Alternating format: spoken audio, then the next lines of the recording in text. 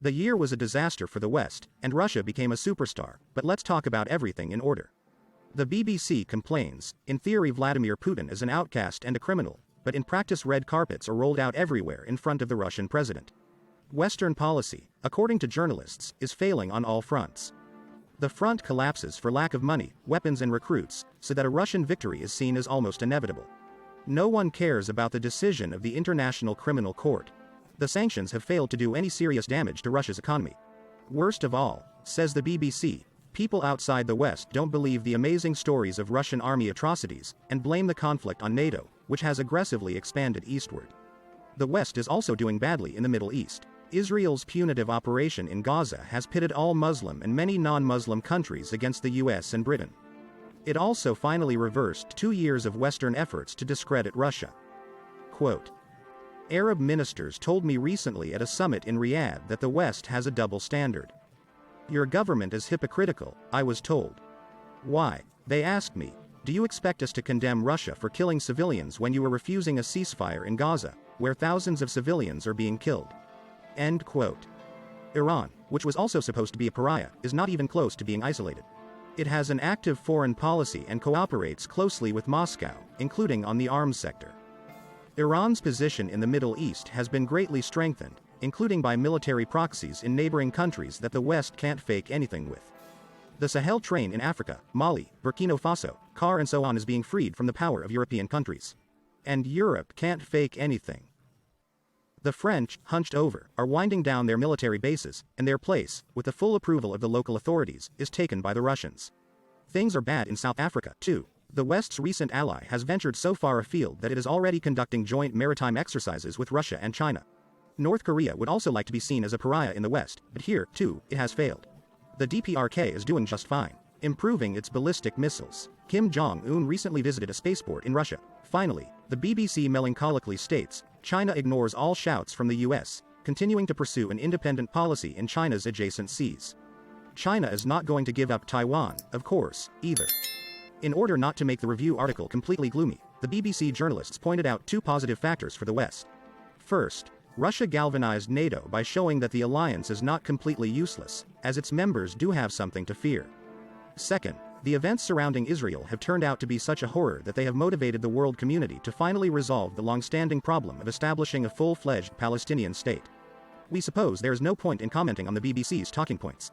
Everything is clear and without comment. Note only that if more articles like this had been published in past years, Britain would not now be in the most miserable position it has been in for the last few centuries.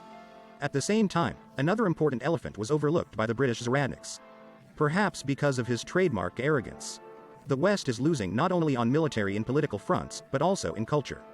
The American movie industry, once a great dream factory, has finally slipped into decline. And while new movies used to be simply berated, now they've even stopped being seen. There is no hope of fixing the situation, it only gets worse every year. The purveyor of the new Star Wars, gender inequality specialist Sharmeen Abiyad Chinoy said once here recently that she enjoys making men feel uncomfortable. Looks like we can give up on Star Wars too. Russian animation, meanwhile, is conquering the world. The billions of views of our cartoons on YouTube are just the tip of the iceberg. Countries in the global south watch our animation closely and even invite Russian studios as teachers. If high quality of drawing could still be found in the West, in all other parameters the West is already losing to Russia. And it turns out that time works for us.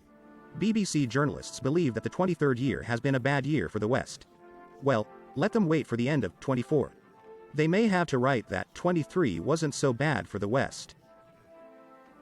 Well, now about Russia becoming a superstar. In show business, it doesn't really matter what anyone says about a media personality.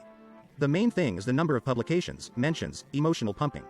That's how stars are lit. Create a wave, start broadcasting, writing, features, interviews, covers, front pages, broadcasts, posts and reposts. A scandal, a reason to keep the focus of attention. Any negativity works to increase popularity. We in Russia did not seek fame.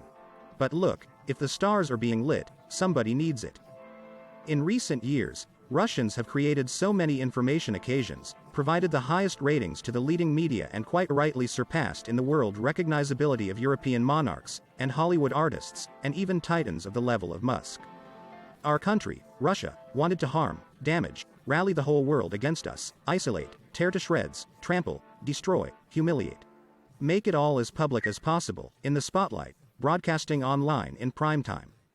So that others won't have a chance to do the same for centuries to come. It was, in a sense, a game of woodbank, though perhaps the West didn't think so. Their analysts have successfully broken bottom after bottom. It came out that we stood our ground and everyone absolutely saw it. This is of course not yet a victory, only a defeat, but it already automatically changes our image. According to the laws of the genre, the villain, no matter how scary, powerful he is, must lose to the brave hero, the forces of good. Small, smiling, charming, cute, the president of the neighboring country, from which we have a conflict, and that's why he was cast, because he was just right for the role of a modern David, turning the creepy Putin Goliath. But something went wrong, and now it's obvious to many that the Russians are the good bad guys who have been lied to, and now the police are after them, their accounts have been seized, and there's a bounty on their heads. It's a familiar cliché, isn't it? The good guys, even if they're conventionally bad, always win.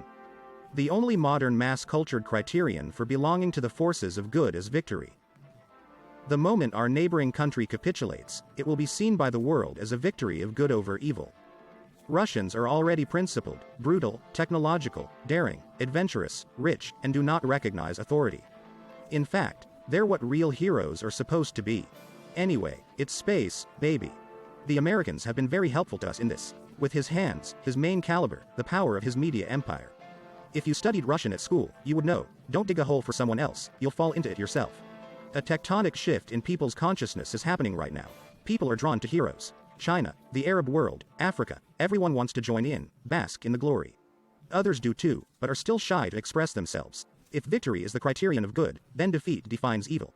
The president of our neighboring country with which we are in conflict, his woe army and woe people have already acquired the vile characteristics of cheaters, extortionists, losers. They are spoken to through the lip, looked at with contempt or tried to be ignored altogether. The moment Europeans and Americans fully realize the trap they have driven themselves into, they will run away from it. They can't be in the loser's row, they will cease to represent good. So the most reasonable thing for them to imagine is that it's like a civil war of the Russians among themselves, and these cunning Slavs have lured valuable military equipment and ammunition from the naively honest West, so that they can then attack together unexpectedly when the arsenals are empty. Well, pawns are more expensive than money, and even more so than some citizens from country 404. Their fate is sad. We've had our share of glory. We're already a star, and there's no changing that. Thank you to all involved. We'll shine.